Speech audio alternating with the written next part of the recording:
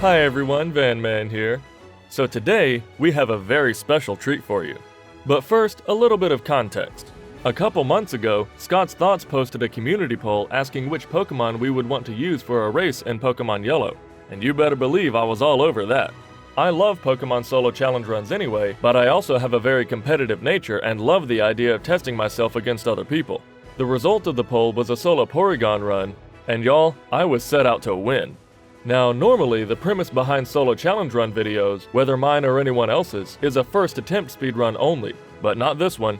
In this competition, we were allowed to optimize. So as soon as Porygon was announced as the starter Pokémon to be used in the contest, I locked myself in my room and I practiced. A lot.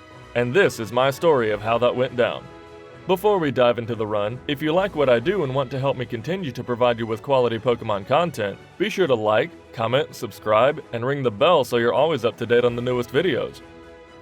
Now, a very small disclaimer before we begin.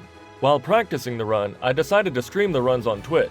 But it was also my first time ever streaming on Twitch, so at that point I was unfortunately still figuring out the best settings in OBS to use that would provide a good stream quality without overloading my computer and thus causing the stream to fail or my software to crash. As you will be able to tell in this video, I had not yet optimized my settings, so the video will appear blurry at times. I have, however, optimized my settings since then, so feel free to follow me on Twitch, link in the description.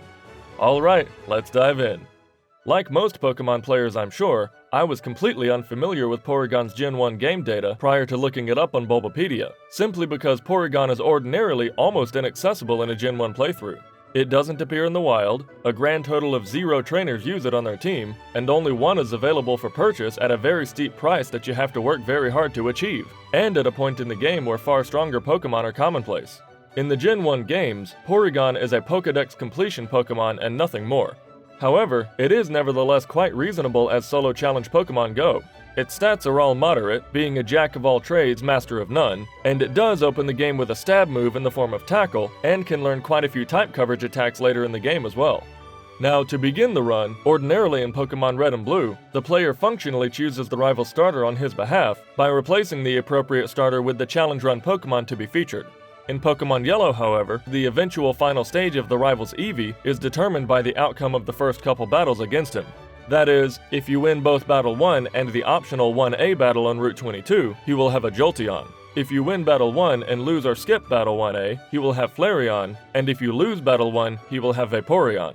And not only does that decision affect the rival's team, but it also affects the amount of experience we gain or lose from those battles or lack thereof. Needless to say, I tested all 3 possible routes many times, but I eventually settled on Jolteon.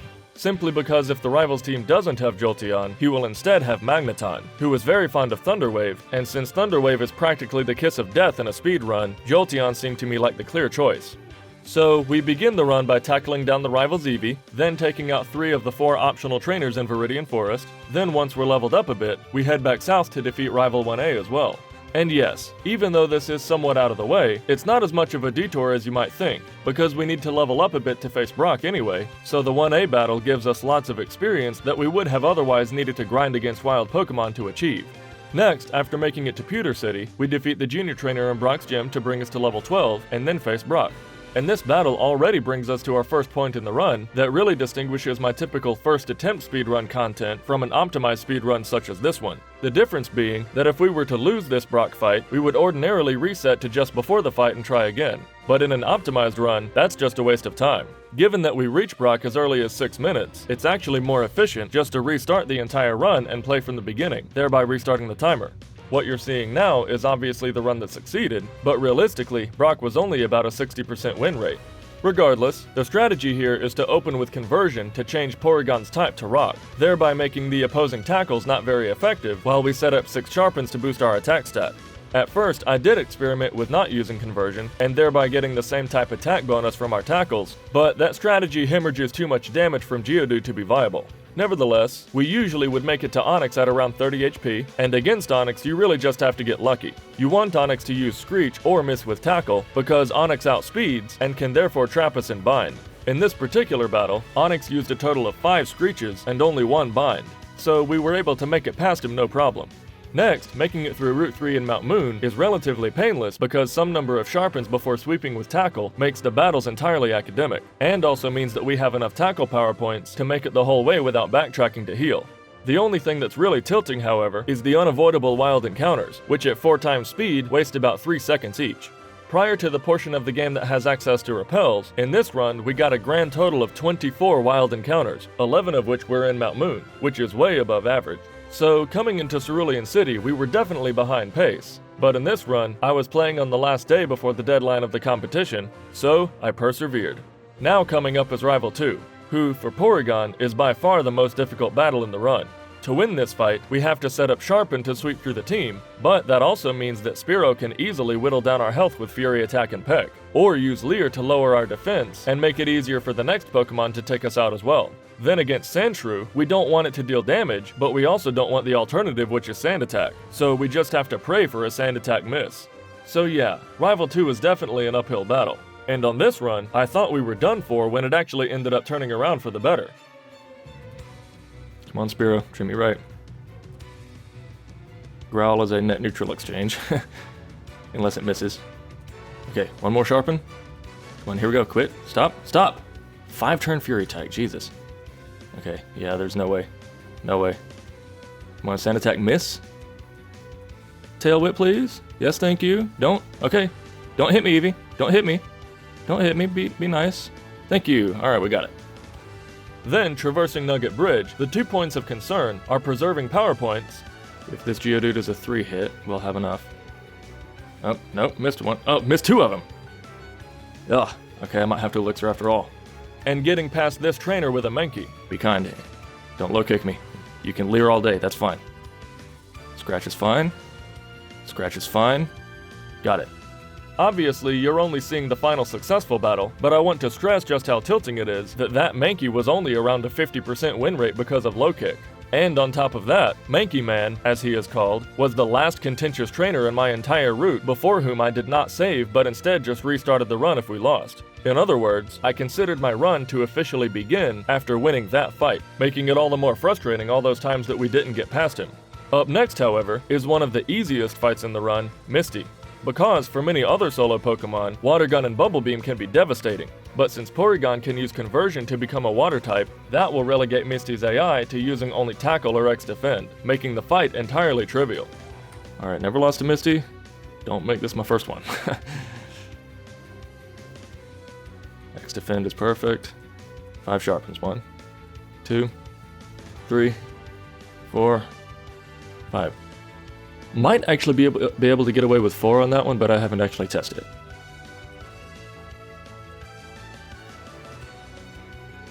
Okay, there we go. Then, after Misty is Rival 3, who is normally very safe, but admittedly I got a little arrogant this time around. Don't necessarily need to be at full going into this one. Okay, 1, 2, stop with the Fury Attacks, 3, 4, 5. Ooh, I need all these tackles to land, please. Dude, really? Land, please? Land, please? One more. Whew. Walked a tightrope on that one. So, with that bullet dodged, we head to the first fight of my entire route, before which I saved and then reset if I lost. Lieutenant Surge. The reason I was so willing to save and reset against Lieutenant Surge is because the fight against him is either won or lost so expediently that it cost relatively little to attempt him multiple times, whereas the same would not hold true for Brock, for example. Obviously, we would rather defeat him on the first try, but 2 to 3 Lieutenant Surge attempts is not backbreaking. Except that in this run, we were already behind pace, and couldn't afford any more setbacks. The strategy against Surge is to open with Thunder Wave, the TM for which we picked up on the way to Bill's house, and then spam Psybeam, which we learned at level 23. No, stop with the Thunderbolt.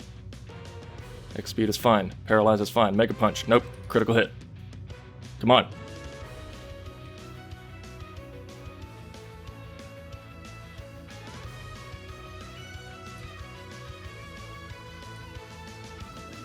Growl is fine. Thunderbolt, not critical hit, don't hit me again. Stop it!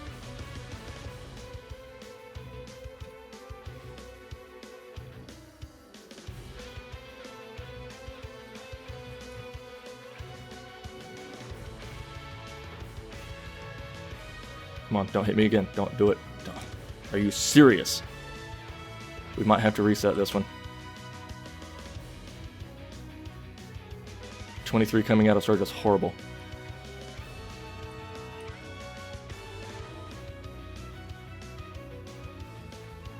Okay, looks like we got it. This is a terrible Surge split. I'm going to keep going anyway. So, needless to say, we were very behind at this point. But I was on a deadline, so we persevered still. Now, it is worth noting here that Porygon can learn Thunderbolt, but the routing that I came up with doesn't actually allow us to learn it just yet because other moves had to take its place. So unfortunately, we had to resort to Tackle to take down the 2 Slowpokes in Rock Tunnel. Up next, after completing Rock Tunnel, we make our way to Celadon City, where we pick up a few Great Balls to catch a flying Pokemon, the drink to give to the Saffron City Guard, a few vitamins, and the TMs for Tri-Attack and Ice Beam. Upon acquiring Tri-Attack, we immediately replace Tackle, but we hang on to Ice Beam for later use. Then after shopping, we head straight to Saffron City to pick up the TM for Psychic, which immediately replaces Psybeam, and then straight to Lavender Town to face Rival 4, who is again one of the easiest fights in the run. Okay, anything but Growl. Anything but Growl. Leer's fine. Another Leer's fine. Good. Okay. Critical hit. Perfect. And we might even one-hit the Eevee with well, no, never mind. Forgot we level up there. So, no badge boost, but we still got it. And in fact, the victory in that rival fight is much more certain than even these channelers that come immediately afterward. Come on, lick please. I don't want to have to heal. Lick. Thank you. And lick again. It's so nice when you do what I ask. But they don't always cooperate so much. Ironically, those channelers can sometimes end the run with Confuse Ray and Nightshade, as can the next Rocket if we don't get good paralysis luck on the Arbok. This Rocket can knock me out. This Rocket has knocked me out before. If it gets off a glare, and it keeps attacking me. Get the range, nope. Okay, come on. Come on. Come on, those Weezing can knock me out if I don't attack. Let's go. Let's go. Let's go. Thank you. Whew. Nail biter. So, another bullet dodged. Next, we head down Cycling Road to Safari Zone to raid it of its vitamins, and then dig back to Celadon to Erica's gym, which, in my routing, houses the first non-mandatory trainers that we choose to fight since the junior trainer in Brock's gym. The reason for this is because the move Psychic will one-shot all of the Poison-type Pokemon rapid fire, making it a very time-efficient way to gain experience. Then against Erica herself, for the longest time in my routing, I again used Psychic because it was super effective, but even despite that, it still came just shy of one-shotting her Weepinbell and her Gloom. So to successfully one-shot them, in this run I instead decided to set up Sharpens against Tangela, who poses very little threat, and then spam Tri-Attack. So, with Erica taken care of, I do want to note here that this next portion of my routing is most definitely the portion that underwent the most development during my optimization, primarily because after defeating Erica, Porygon is not yet at a high enough level to defeat either of the next couple trainers that are available. Rival 5 and Koga are both unwinnable at this point, and Sabrina and Blaine are both inaccessible. At a much earlier stage of development in my routing, my plan was to level up via the trainers in Koga's gym, but the problem with that is that Porygon is also not at a high enough level to one-shot them like it was with the trainers in Erica's gym, thus hemorrhaging a lot of time to defeat them. And another problem is that process still doesn't get Porygon to an appropriate level for either Koga or the rival to be consistent. Therefore, the fastest solution is to rare candy our way to victory. But it still took a lot of experimentation to even figure out the correct number of rare candies to use as well. After lots of trial and error, we eventually came to use all 5 rare candies that we had available so far to bring us to level 40, which, in conjunction with the vitamins found in Silphco as well, gives us our best chance at the rival. Now, using this particular routing, the rival fight was normally a free win if Sandslash didn't use Sand Attack. Well, in this battle, Sandslash didn't use Sand Attack, but instead this happened. Literally anything but Sand Attack. Anything. Anything but Sand Attack from you, and anything but Burn from Ninetales. Perfect. Perfect. Now don't burn me, and we're good. Literally anything but burn. Tri-Attack. Tri-Attack. Perfect. We win. We win. Oh, it lowered my attack. Oh well. That might matter for the Kadabra. Ugh.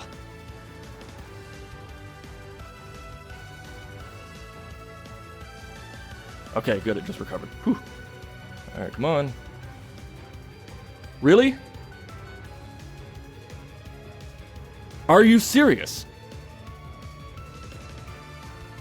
I was just spamming Tri-Attack. I should have recovered there. After... The reason I was spamming Tri-Attack is because I didn't play around the Gen 1 miss. That's a Gen 1 miss on the Tri-Attack. That sucks.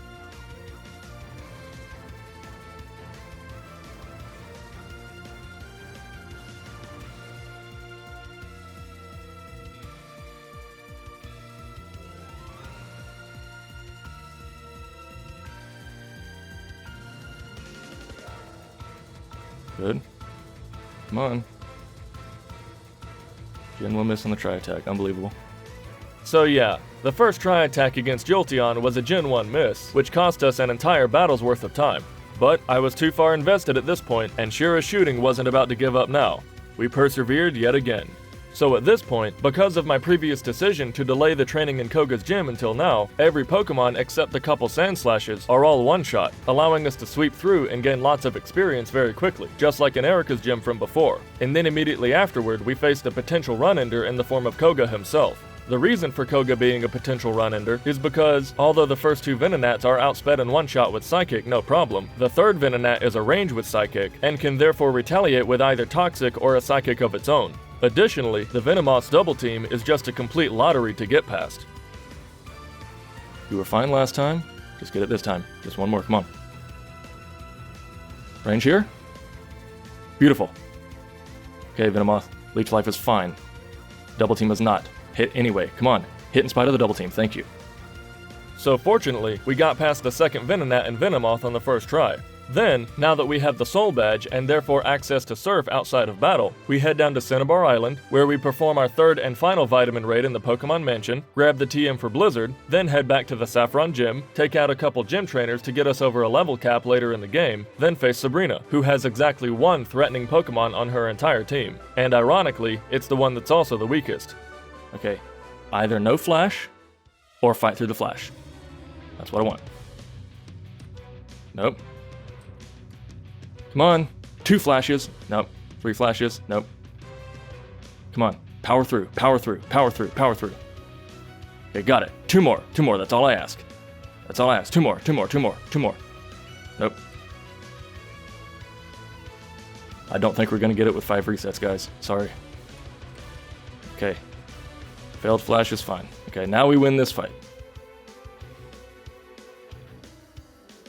So the strategy there was to use exactly 1 agility to badge boost our attack and also outspeed the Kadabra and Alakazam, but unfortunately, that also leaves open a 1-turn window for Aber to disrupt that plan with Flash.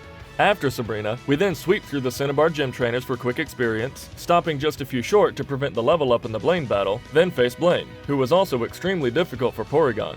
The strategy here is to badge boost our attack with agility to outspeed and 2-shot the Ninetales and the Rapidash, and then use Recover to get us out of lethal range of their retaliation attacks. The problem, however, is that Ninetales can easily disrupt that plan with Confuse Ray, and any one of the Pokemon on the team can inflict a burn, which cuts our attack stat in half, forcing us to resort to Psychic, which isn't nearly as effective. Okay, anything but Confuse Ray. That's all I want.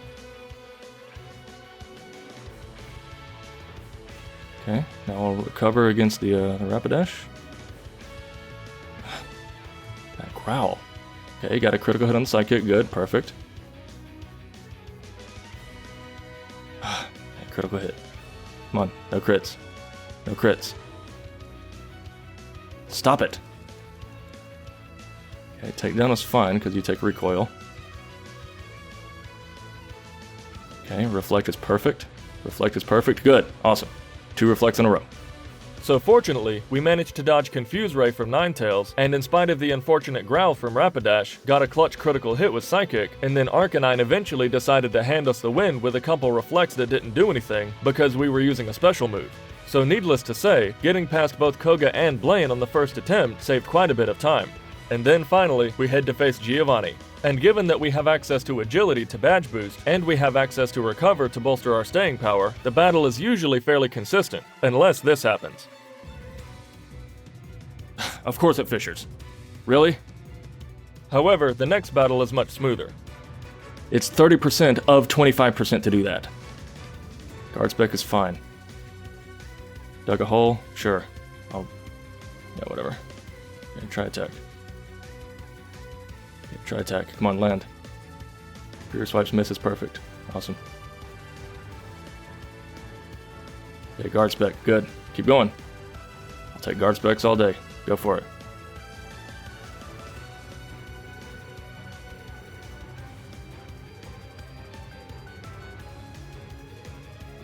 Okay, now we agility here.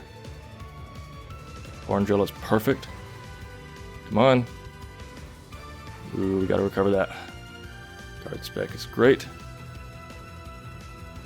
Horn drill is great. Okay, we got it. So with all 8 badges out of the way, there are only 2 more contentious battles of the run.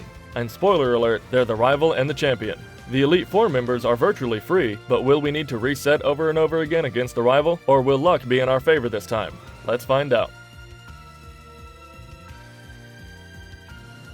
No! Okay, come on, land on the execute. Thank you. Okay, agility 9 tails. Don't you dare burn me. Okay, level up. Perfect. Now we agility twice more. Glant miss is fine. Supersonic, Come on. Break out of the confusion, please. Break out of the confusion, please. Thank you. Okay, no confusion there. Need confuse no more, perfect. Oh, didn't get the KO on the Kadabra, that's weird. Must have been a crit that I didn't notice. Thunder Wave, come on, come on, come on, come on, hit it! Dang. So in the first attempt, even though I didn't notice this in the moment, the reason we didn't knock out the Kadabra is because the Cloister's Aurora Beam lowered our attack stat. So we should be okay against the Kadabra as long as that doesn't happen. It is just unfortunate though that we level up going into the Cloister, meaning that we have to badge boost while fighting the Cloister to prepare for the Kadabra and the Jolteon. But trust me, during my practicing I tried every conceivable way to level up at a more opportune time, but just couldn't find it. Believe me when I say that this was the best way to do it. So will the next attempt go any better this time? Let's see. This is going to be very, very tight. It is still remotely possible that I get this.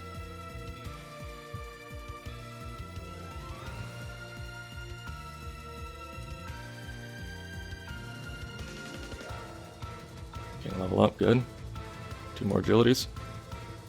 Supersonic, oh, nope, stop it. Okay, good. You can withdraw all day, Cloister. Withdraw all day. Okay, confuse no more, good. Kill the Kadabra. Good. Come on. Thunder Wave, come on, hit. Yes, that's all I'm asking for, thank you.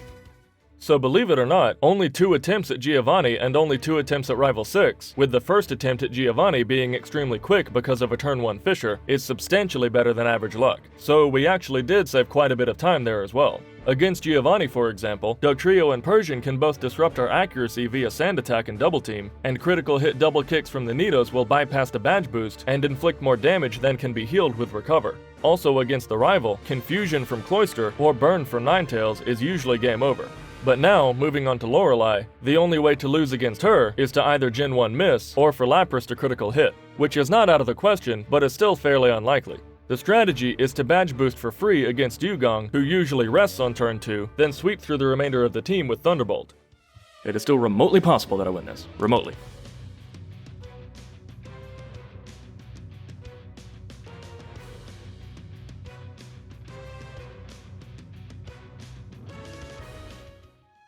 Then, Bruno's whole team is outsped in one shot with Psychic.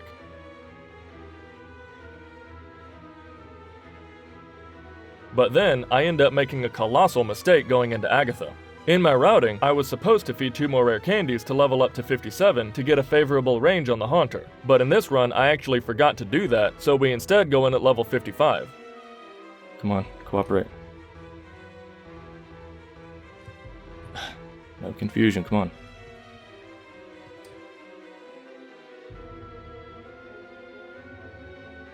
Super Potion's fine, great.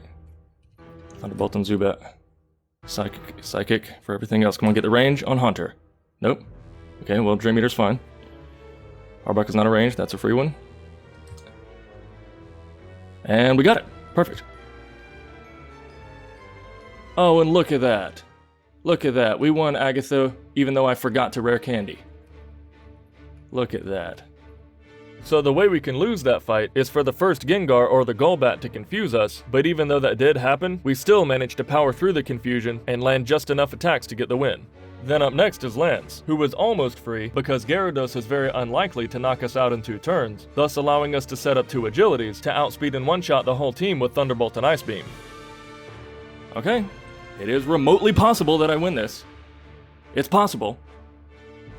Let's say a minute to fight Lance and then we have 2 minutes to fight the champion. It is possible. Not likely.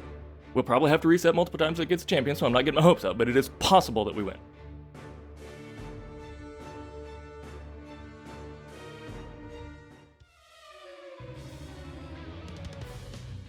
Agility.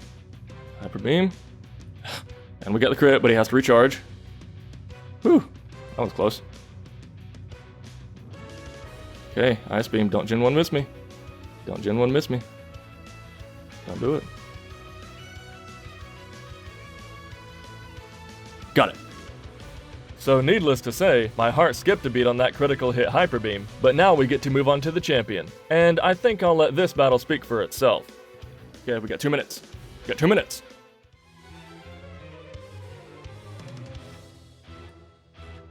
Poison Sting's fine. Free Swipes is fine, even though it's a little slow. Fury Swipes is fine. Perfect. Good. Oh, good. Good, good, good. Lots of HP. Lots of HP. Don't misclick. Don't put me to sleep, Executor. Don't you dare. Barrage is perfect. This one's free. Don't burn me. Don't do it. Tail Whip is fine. Come on. Thunder Wave, come on, come on. No, no, no. Stop it, stop it, stop it. Hey. Quick attack. Quick attack. Yes! Yes! Sub-hour! Sub-hour!